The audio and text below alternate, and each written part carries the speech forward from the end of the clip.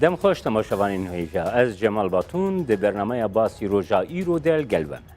در روژاوا کرد باکوری کردستانی دا آلوزین شنگالی هاتنا نوروزی و رفرندوما گوهرینا چندین خالین دستورا ترکیه بابتین هری گرمن.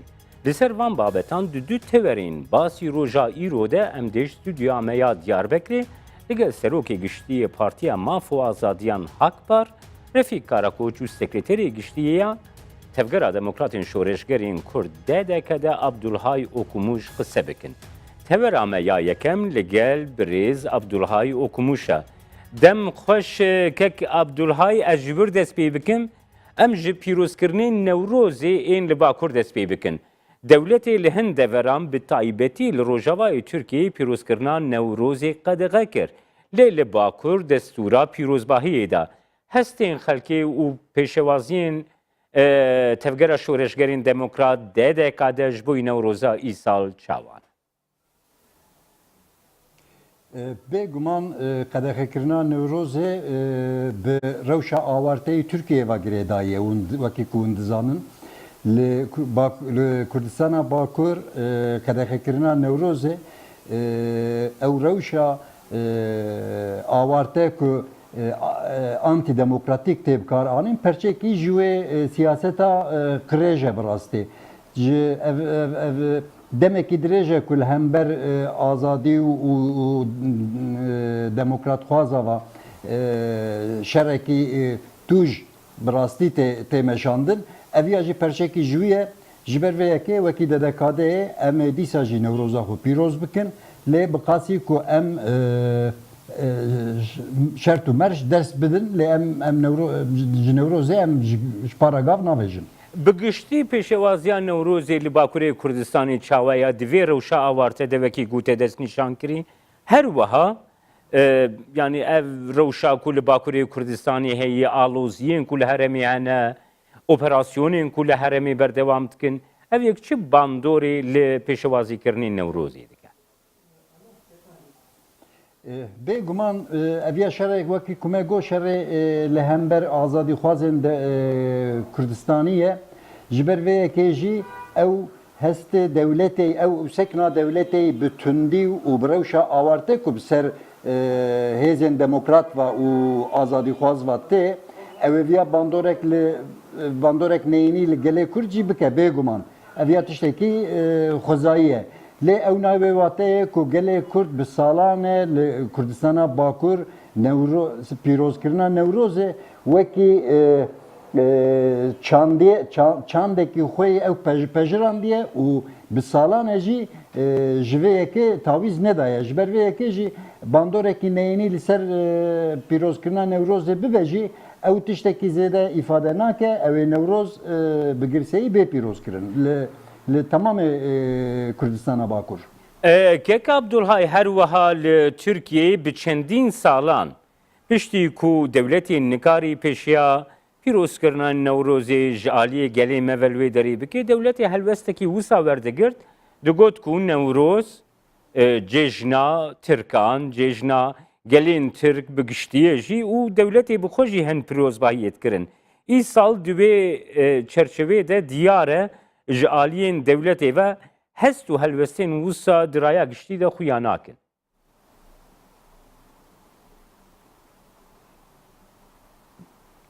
Thank you. بله از دوباره بکم که عبدالهای از دوباره بکم یعنی حتی نها جالین دولتی و پیروز کردن نوروزی هر وها وسا دهات ifade کردن که نوروز جشنکی ترکانه جی جبروی که روجاوای ترکیه جی به متدین جواز نوروز دهات پیروز کردن لی ای سال درایا گشتی ده وکی کو به آوایی کی قز به آوایی کی لاواز خونیزی کی پیشوازی کرنا و پیروز کرنا نوروزی دک. بله که جمال براستی دولت دسری دا خواست که نوروز جی ناوروکاوی والا بکه و جی چاندا کردی درخینه با آوایی که به گرسه خو آن به گلین روجلاتا ناوین بده pejrandin ku Newroz ne cejnekî gelerên, cejnekî çandê û cejnekî dîrokî ya Kurd û Kurdistanê ye. Xwestin naveroka veya vala bikin. Bes wekî ku hûn jî dizanin çend sala de ew erkanên dewletê û bi çakûç û hesina va leyîstin û xwe ser agir da avêtin lê di çavê gelê xwe da jî, di çavê gelê Kurd da jî û di çavê dunyayê da jî ketine pozisyonekî gelekî pêkenok bûn. Ewan jî bawer kir ku evê ya bi gelê Kurd û bi tu kesekî nayê pejirandin. Ji ber vê yekê jî ez bawerim dev jê berdan. Yani ümidekî wanê ku vêya bi vî Abdulhay her wiha ji aliyê hin şirovekarên Kurd ve jî tê rexnekirin ku pîrozkirinên Newrozê li Bakurê Kurdistanê çerçeveyekî partayetî, çerçeveyekî îdeolojîk wergirtiye bi taybetî ew Newrozên ku ji aliyên HDP ve têne organîzekirin ku çerçeveyek partayetî wergirtine. Dîtin bîr û rayên we wekî dedekede divê çerçeveyê de çine. Birastî kek Cemal ji bo vê pirsa we ez birastî spasdarim ji bonî we. Ji ber ku mesela Newrozê û Newroz û tenê bi awayê mîtînga partîzantiyê bê pîrozkirin berî niha bi çend sala, bi 6-7 sala di Kurd Infoyê da jî li ser vê mijarê min nivîsek jî nivîsandibû ku Newroz wekî ku naveroka wê wekî ku tê zanîn cejneke û pîrozbayiyeke ji bonî Kurda û dîsa destpêka buharê ye jî gelên Kurd vêya divê ku bi seyran û bi kêf û şayî pêk bîne û vê cejnê pîroz bike. Lê mixabin ev çend sala li Kurdistana Bakur tenê kete binê bandora partiyekî siyasî û tenê bû amûrê propagandayê siyasetê. Ev ya jî bi rêyek din naveroka wê hatiye vala kirin. Ji ber vê yekê bi rastî ev ya ciyekî rexneyekî gelek di cî da ye vê rexneyê 5-6 sal berê min jî anîbû ziman û hê jî ez wisa difikirim ku Newroz divê ku ji alî gelva bi seyran û bi kêf û şayî bê pîroz kirin. Ne tenê di qadekî da û bi mîtîng û slogan û ajîtasyona. Ev ya cejnekî gelerî ye, cejnekî dîrokî ye û divê ku di seyrana da bê pîroz kirin. Gelek di cî da bû. Belekek Abdulhay divê sîberê de jî gerem bigirine desta mixabin îro hate ragihandin ku li Rojavayê Kurdistanê rê vebiriya xwe ser pîrozkirinên Newrozê bi tewayî qedexekirine ji dervî wan cihên ku wekî Partiya Yekîtiya Demokratîk ango PYD vê pîroz bike tenê ji bo wana ev yekpêkanîne. Hûn çawa di Helsingênin helwestekî wisa di cejna netewî ya gelê Kurd? Bi rastî ev helwest ji helwesta dewleta Türk û ji dewleta Türk ew qedexekirina ji dewleta Türk pir zêde cudatir nîne.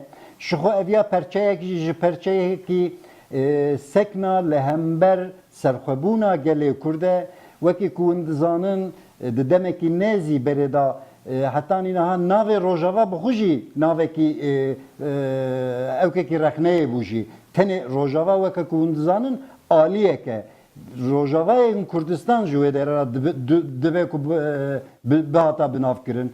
Lê wê Rojavayê jî hezm nekirin navê wê kirin Bakurê Sûriyê û niha jî Newrozê qedexe dikin. Ev ya seknekî li hember tenê Newrozê nîne, ev ya seknekî li hember çanda gelê Kurd e, li hember dîroka gelê Kurd e, li hember azadî û serxwebûna gelê Kurd e. Ev ya bi tundî red dikin û şermezar dikin.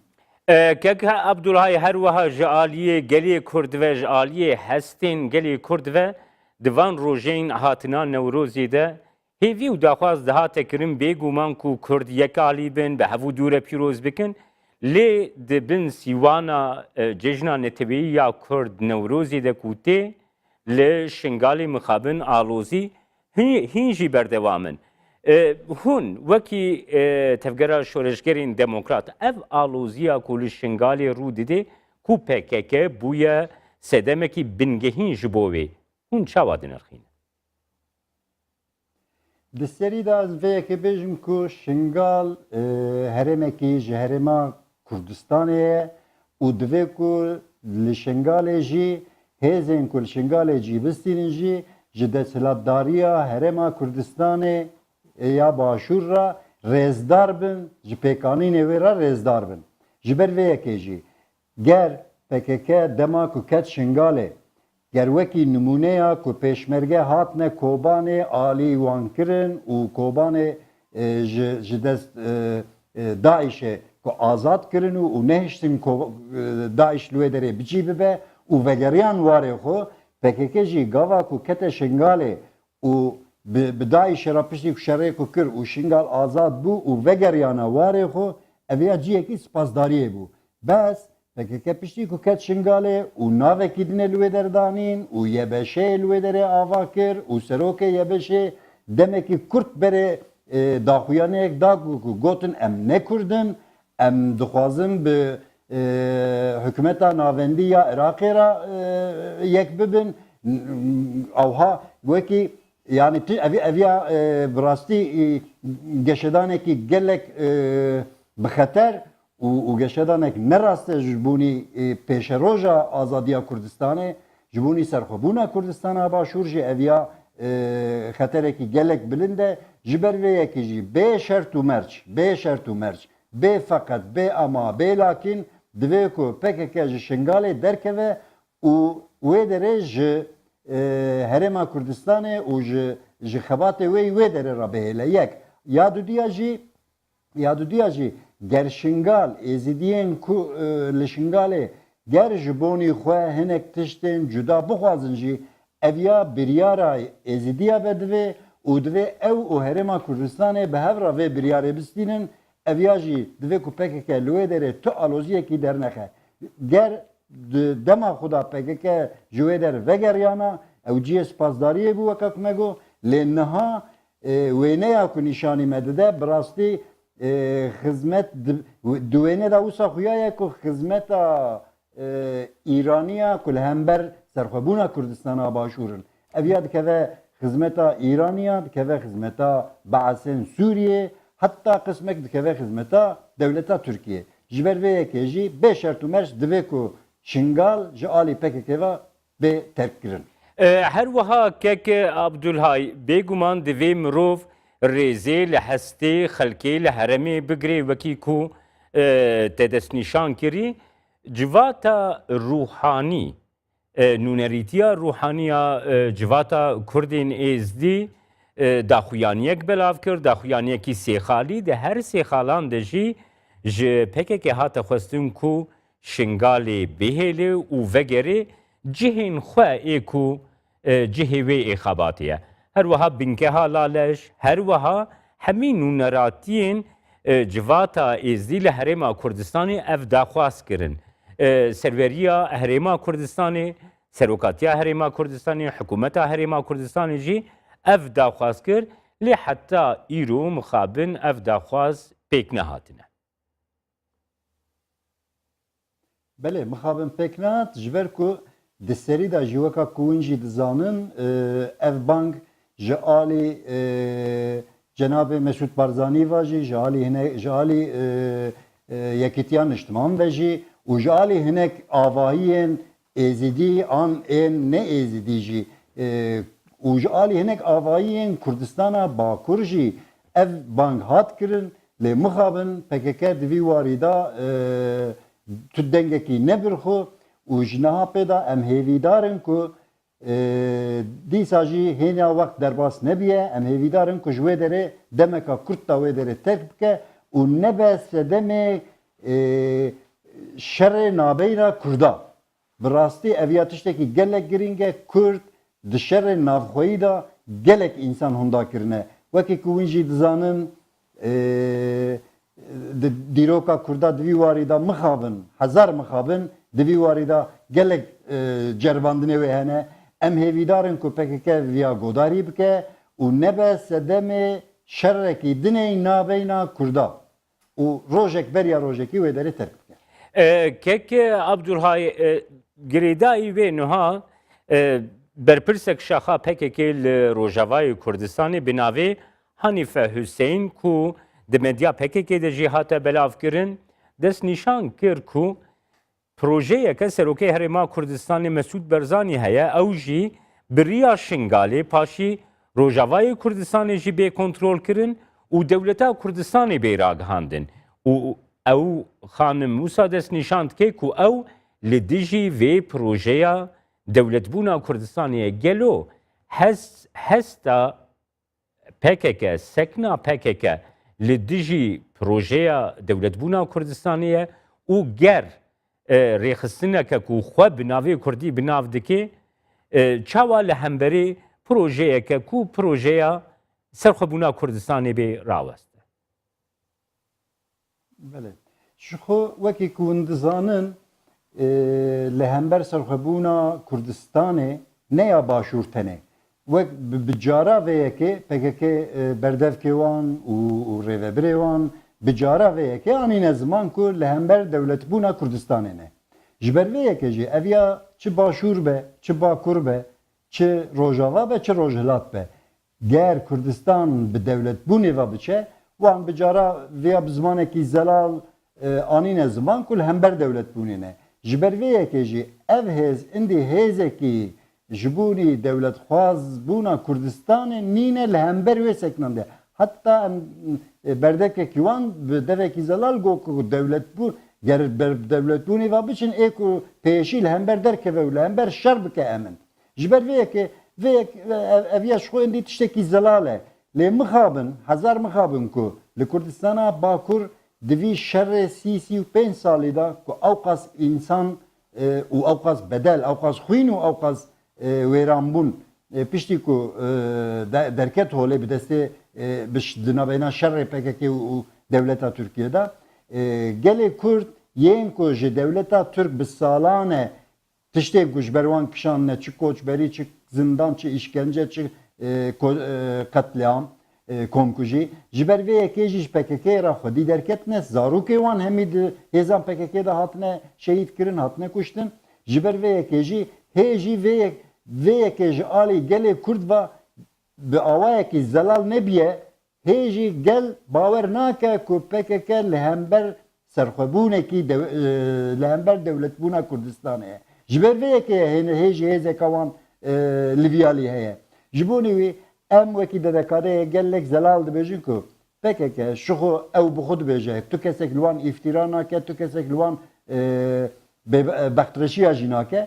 Bi devekî zelal dibêjin em li hember serxwebûna Kurdistanê ne lê gava ku dewlet ber serxwebûnê ve biçe di serî de jî niha başûr serxwebûna başûr di rojevê de ye ger hêzên der û dorê mixabin çi Beasa Sûriye çi pasdarê Îranê dibin ger vê yekê bi destê wan bi gotinên wan bi rêveberiya wan bê meşandin ev ya ji bonî gelê Kurd dikeve dîrokek wê dîsa bikeve bibe rûpelekî reş wekî berê ew şerê navxweyî ku wekî rûpelê reş em di bîra xwe tînin bi bîr tînin em dixwazin ku rojek beriya rojê ev ya jî çareser bibe ku PKK li hember serxwebûnê be jî yani ew wekî fikr û raman bêje ez serxwebûnê naxwazim jî ew kesên ku serxwebûnê dixwazin û ber serxwebûnê ve biçin li hember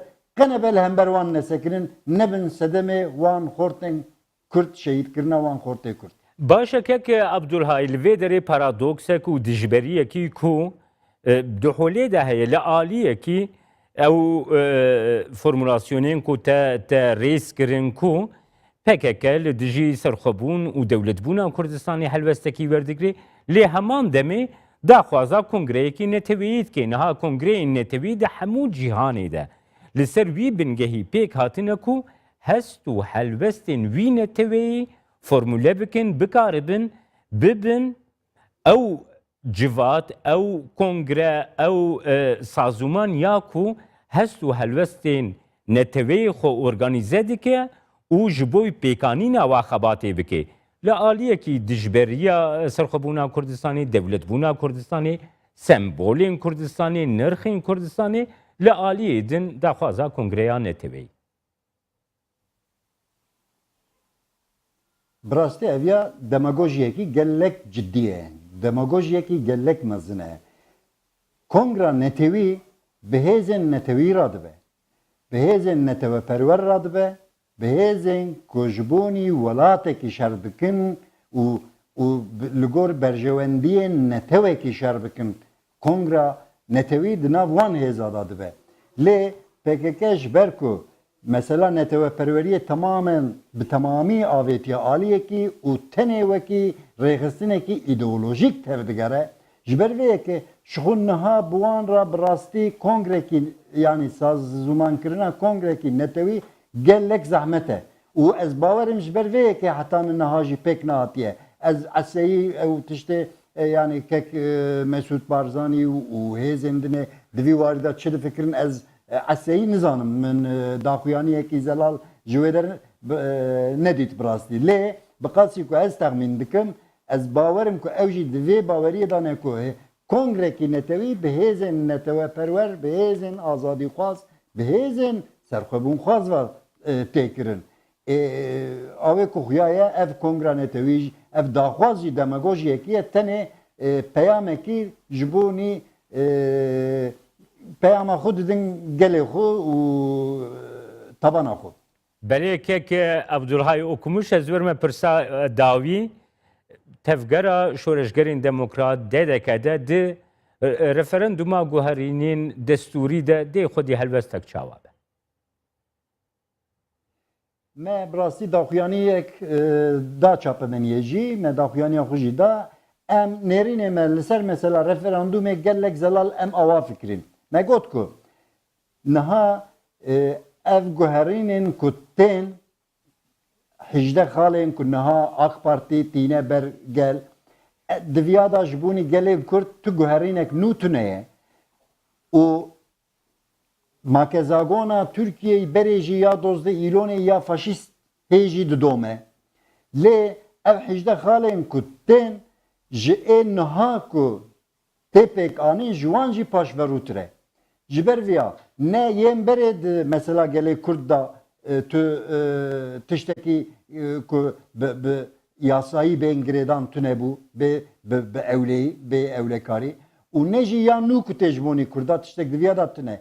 Bes ya ku nû tê ji ya niha jî paşdetir e. Her du jî ji bonî Kurda tu tiştek tunun û tiştekî dinê jî heye. Zagonekî piçûçik jî gava li Tirkiye bê pejrandin bê qebûlkirin di Meclisa Tirkiye'de ev wekî hemwelatî bibêjî nebêjî hemî Kurda jî li vê derê girê dide. Ji ber vê yekê ew yasayên ku nû tînin ew zagona ku dixwazin zagonên 18 xalên ku dixwazin biguherînin ji ê berê jî paşverûtirin me jî daxuyaniya xwe da me got ku ev her du jî ji bonî Kurda tu tiştekî nayînin lê veya ji bo ku ji a berê jî paşverûtir e em ê di referandumê da bêjin na û me bang li gelê xwe jî kir ku herin ser sindokê û bêjin na. Belê gelekî spas birêz Abdulhay okumuş sekreterê giştî ya tevgerê şoreşgerên demokrat dedeke de ku stûdyomayê Diyarbekirê tilgelme bû.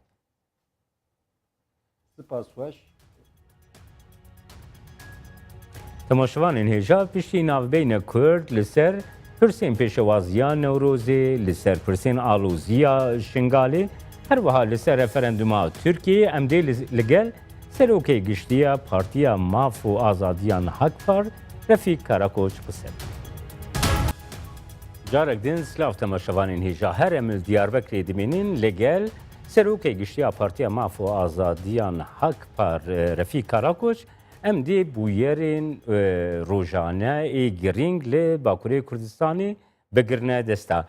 Birêz Karakoç ez ji wê dest pê bikim di dema di vê pêvajoya hatina cejnanê tivê ya Kurd Newrozê de li Şingalê hin aloziyên bi taybetî ku jaliyê PKK ve hatin destpêkirin alozî rûdan ew alozî hin jî berdewamin weke Partiya Maf û Azadiyan helwesta we girêdayî wê pirsê çi ye?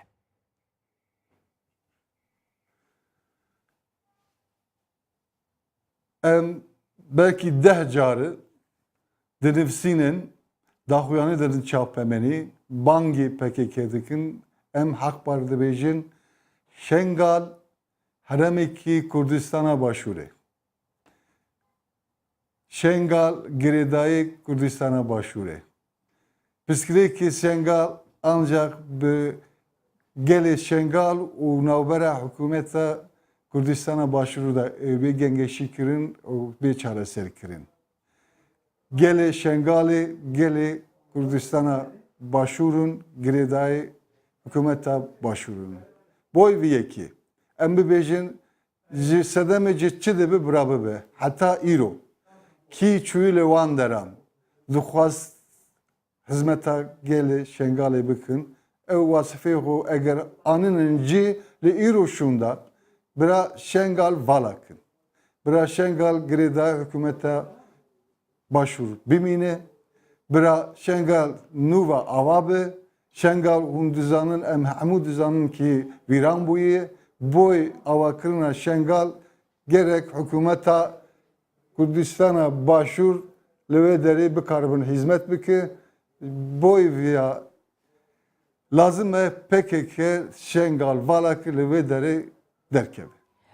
Kek refîk di sîbera wan tiştên gote gotî de niha rêxistinên siyasiyên tevaiya Kurdistanê ji derveyî PKK daxwazê ji PKK dikin ku wekî ku we formûle kirî hûn hatine hûn demekê we alîkarî kiriye niha divê hûn Şingalê derkevin ji ber ku wekî serokê Herêma Kurdistanê di hevdîtina xwe duhî li gel civata ruhanî û her wiha nûnerên gelê Kurdên êzdî re jî pêkanî gelek projeyên ê ku li Şingalê dikarin derbasî jiyanê bibin û projeya parêzgeriya Şingalê jî mixabin ev yek tê astenkirin her çi qasî PKK li wir bê rêxistinên navneteweyî jî naxwazin bişne Şingalê.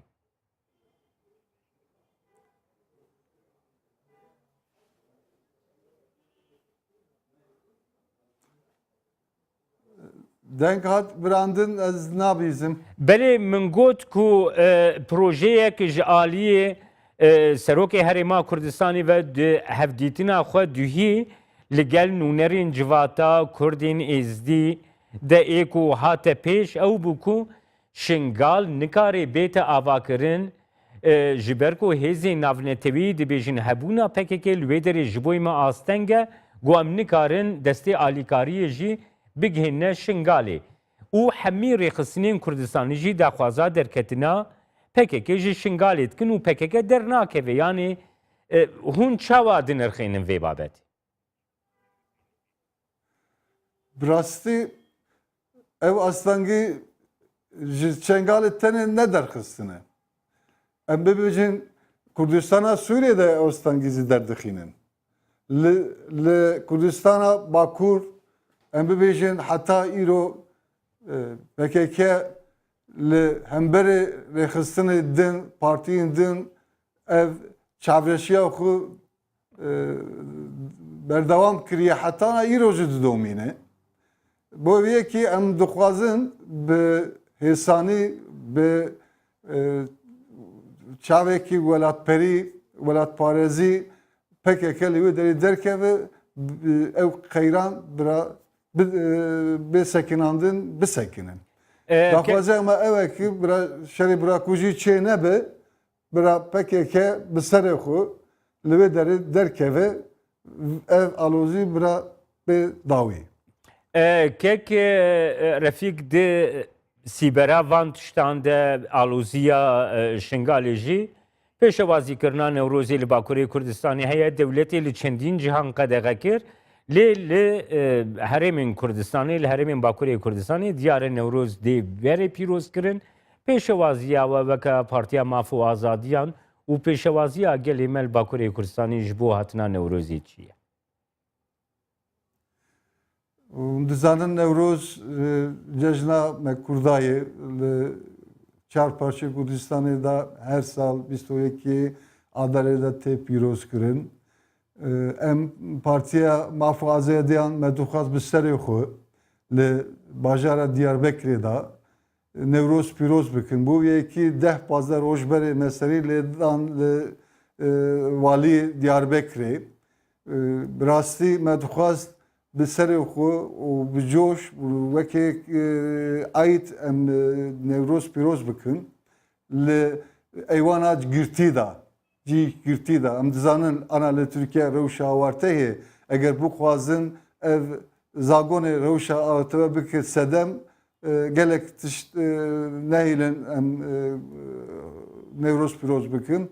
Le disazı mesleri ledan magu em eyvana girti da nevroz tukhazın piroz bıkın. Bisere o ser nave parti.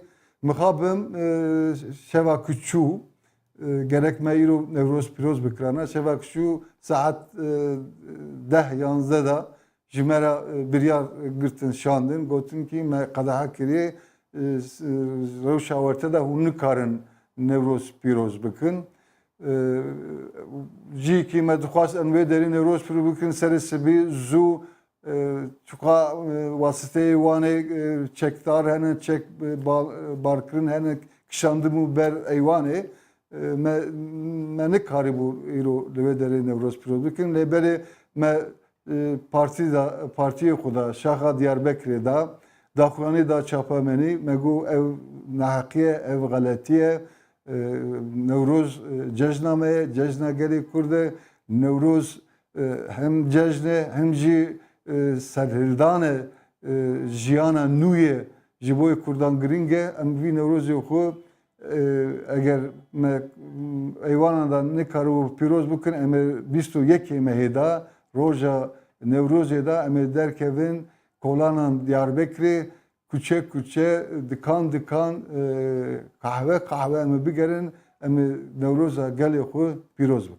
Berê keke refîkvekê guve diyar kirî Newroz cejna netîweyî ya gelê Kurd e ji aliyê dewleta Türk ve li gelek ciha hatiye qedexekirin û duhî ji we re hatiye ragihandin ku hûn weka partî jî we nikarî bûye û hûn îro pîroz bikin. Lê li Rojavayê Kurdistanê dibin desthilata rêveberiya Xweser de îro hate ragihandin ku ji dervî sîwana dibin sîwana PYD de nahêlin Newroz li Rojavayê Kurdistanê bête pîrozkirin. Hûn helbesteke wisa çawa dikin? Ji bo Kurdistana Sûriyê me digot PYD çavreşî dike. Nayê gelê me Kurdistana Sûriye yekbûniya xwe çêkin, tevgeriya xwe çêkin, îro hûn dizanin li boy Sûriye, devleta Sûriye statûyekî tê gengeşî kirin. Îro em bibêjin Cenewrê'de derheqê Sûriye'de devletê dagirker û devletê Rojhilata Navîn ji bo yekê statûya Sûriye bê tespît kirin lêgerîn dikin, gengeşî dikin. Em bêjin rûniştinin. Lê berê mixabim Kurdê me Sûriye, gelê me Sûriye ana li wê derê nînin. Cî xwe hîne negirtiye. Sedemê vê îşêzê ev dizanin PYD'yê. PYD li wê derê çavreşî dike nayêlin yekbûniya Kurdaçê bi Kurd xwe biparêzin.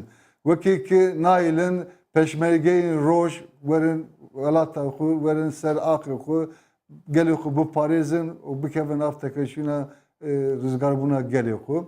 Ev tişt xeletiye em ban PYD dikin me pir caran zî gotî me nivîsandîm em dibêjin gelê me yê Sûriye Rêxistina Partiyê Sûriye tevdem û enêkese wekekî we berê hewlêrê da du we duhekê da peyamekî çêkir gor vî peyamê yekbûna xwe çêkin bi hevra rûnin bi hevra peşniyariya xwe amade bikin dênin holê bo yekî statûya Sûriye wextekî amade bû derheqê wî de biryar girt bila Kurdê Sûriyê wê derê en hindik sistemekî federalî dênin pêşiya xwe ve peşniyariya xwe bikin bi sistema federalî gelê me yê Kurdistana Sûriye bira bigîje armanca xwe bira rizgar bi bira bigêje mafê xwe.